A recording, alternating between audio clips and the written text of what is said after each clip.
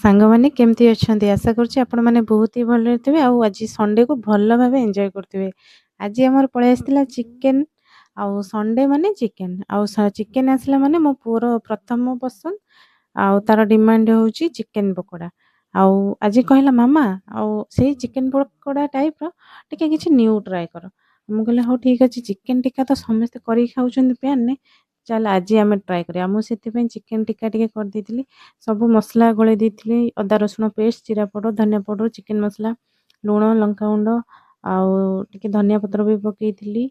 ଆଉ ସବୁ ପ୍ରକାର ସବୁ ମସଲା ଦହି ସବୁ ପକେଇକି ମ୍ୟାରିନେଟ୍ କରି କିଛି ସମୟ ପାଇଁ ରଖିଦେଇଥିଲି। ତାପରେ ଏମିତି ପ୍ୟାନ୍‌ରେ କରିଦେଇଥିଲି, ଟିକେ ଲେମ୍ବୁ ବି ଚିପୁଡ଼ି ଦେଇଥିଲି। ଆଉ ଦେଖନ୍ତୁ ବଢ଼ିଆ ଭାବେ ଚିକେନ୍ ମାନେ ଟିକ୍କା ପୁରା ରେଡି ହେଇଗଲା। ମାନେ ପୁରା ବହୁତ ଟେଷ୍ଟି ହେଇଥିଲା। ଆଉ ତାପରେ ସିଏ ଏଠି ତାପରେ ଖାଇକି ତା ରିଭ୍ୟୁ ଦେଇଦେଲା। ତାପରେ ସିଏ ଯେମିତି ରିଭ୍ୟୁ ଦେଲା ତାପରେ ଅଂଶ କହିଲା ସିଏ ବି ସେମିତି ରିଭ୍ୟୁ ଦବ। ଆଉ ସିଏ ବି ଏଠି ତା ରିଭ୍ୟୁ ଦେଇଦେଲା।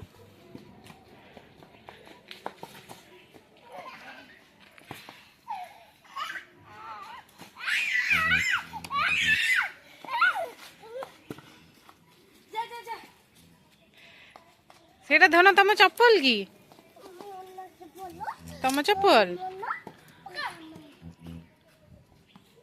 ଏ ବଢିଆ ବଲ୍ ପକଉଛି ଆଉ କଣ? ଛକା କୁଆଡେ ପଡିଲା? ଯା ଯା ଯା ଜଲେଇ ସେଠି ଟଗର ଗଛ ପାଖରେ।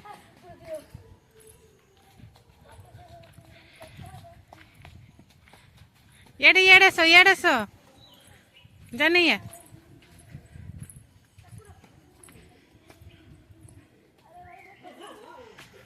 ଆଚ୍ଛା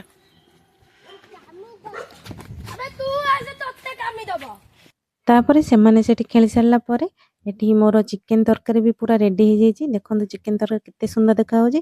ଆଉ ମୋତେ ବାଢ଼ିକି ଖାଇବାକୁ ମାନେ ପୁରା ବଢ଼ିଆ ଭାବେ ସୁନ୍ଦର ଭାବେ ବାଢ଼ିକି ଖାଇବାକୁ ମୋତେ ବହୁତ ହି ଭଲ ଲାଗେ। ଏଠି ଦେଖନ୍ତୁ ମୁଁ ପୁରା ସୁନ୍ଦର ଭାବେ ସଜେଇ ଦେଲି। ଆଉ କେତେ ସୁନ୍ଦର ଦେଖାଯାଉଛି ଥାଳିଟି। ମୋତେ ଏମିତି ଖାଇଲେ ବହୁତ ହି ଶାନ୍ତି ଲାଗେ, ମାନେ ବହୁତ ହି ବଢ଼ିଆ ଲାଗେ ସଜେଇକି ଖାଇବା ପାଇଁ। ତାପରେ ମୋର ପୁଅର ବସି ଯାଇଥିଲୁ ଖାଇବା ପାଇଁ। ଆଉ ଚିକେନ୍ ତରକାରୀ ବହୁତ ହି ଟେଷ୍ଟି ଲାଗିଲା। ଆପଣମାନଙ୍କୁ ମୋ ଭିଡ଼ିଓ କେମିତି ଲାଗିଲା ନିଶ୍ଚିନ୍ତ କମେଣ୍ଟ ଦ୍ୱାରା ଜଣାଇବେ। ରହିଲି, ନମସ୍କାର।